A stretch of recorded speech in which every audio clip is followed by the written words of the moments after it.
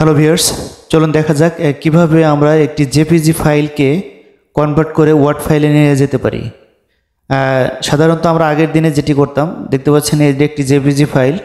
আগের দিনে যেটা করা হতো সেটা হলো এই ফাইলটা দেখে, ছবিটা দেখে আমরা টাইপিং করতাম।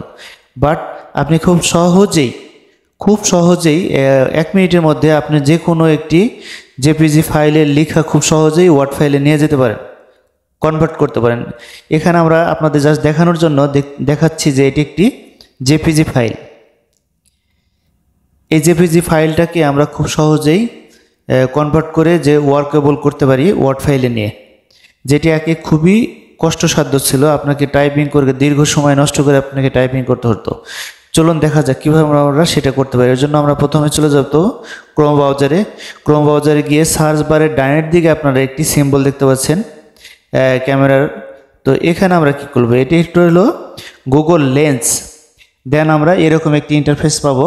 দেন আমরা যে ফাইলটি কনভার্ট করতে যাচ্ছি, যে ছবিটি থেকে আমরা লেখা নিতে যাচ্ছি, সেই ছবিটি আপলোড করব। এখানে আপলোড ওপেন করার পরে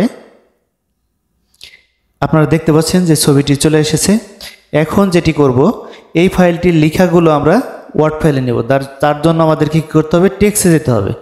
টেক্সট থেকে আমরা ডানের দিকে দেখতে পাচ্ছেন, মানে এই লেখার যে অল টেক্সট, এখানে ক্লিক করব।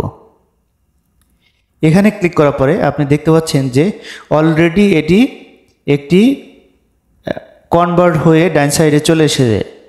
তো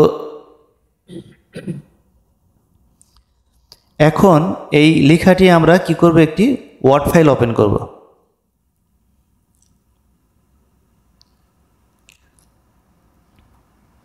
ওয়ার্ড ফাইল ওপেন করে জাস্ট, যেহেতু আমি ওখান থেকে কপি করেছি, জাস্ট এখানে এসে আমরা পেস্টটা ঠিক করে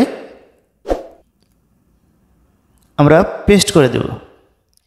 এখন দেখতে পাচ্ছেন যে এই লেখাটি আপনি লিখতে গেলে অনেক দীর্ঘ সময় লাগতো, বাট আপনি 1 মিনিটের মধ্যে এই লেখাগুলো আপনি খুব সহজেই ওয়ার্ডে কনভার্ট করলেন, বা আপনি ওয়ার্কেবল হলো। তো এই বিষয়টি খুবই জটিল প্রক্রিয়া ছিল, কিন্তু গুগলের সাহায্যে আমরা খুব সহজেই এই লেখাটি কনভার্ট করে ফেলতে পারলাম। এখন আমরা যেটি করতে পারি, যেহেতু একটি প্রত্যয়নপত্র, সেই প্রত্যয়নপত্রটি আমরা কি করতে পারি, এই প্রত্যয়নপত্রটি আমরা এখন জাস্ট প্রত্যয়নপত্র লুকিং দিব। এখানে আমরা স্পেস ঠিক করব। একটি প্রত্যয়নপত্র সাধারণত যেরকম হয়, তো আমরা এখানে বর্ডার দিব, স্পেস বাড়াবো, এবং লেখাগুলো যেখানে যেটা যাওয়ার দরকার সেখানে আমরা ঠিক করে নেব।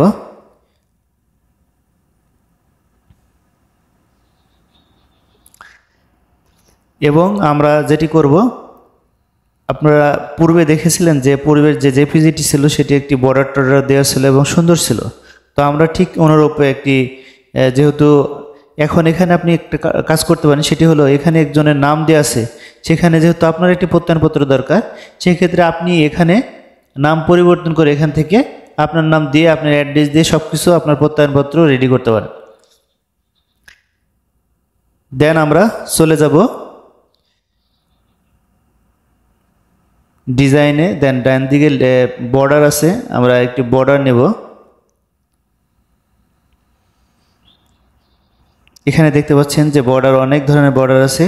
তো আমরা যে কোনো একটি বর্ডার নিয়ে নেব। আমরা এরকম একটি বর্ডার নিলাম, বাট আমরা চেঞ্জ করে নেব, যেহেতু এটা অনেক সুন্দর ছিল।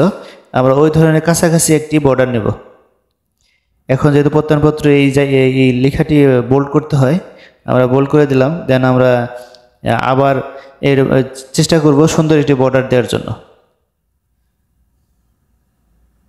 এখন দেখতে পাচ্ছেন যে প্রত্যয়নপত্রটি অনেক সুন্দর একটি লুকিং এসেছে।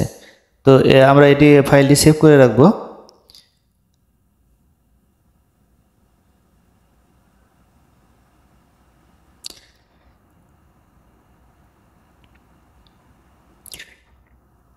এখন আমরা যেটি দেখতে পাচ্ছি যে আমরা সেভ করে ফেলেছি।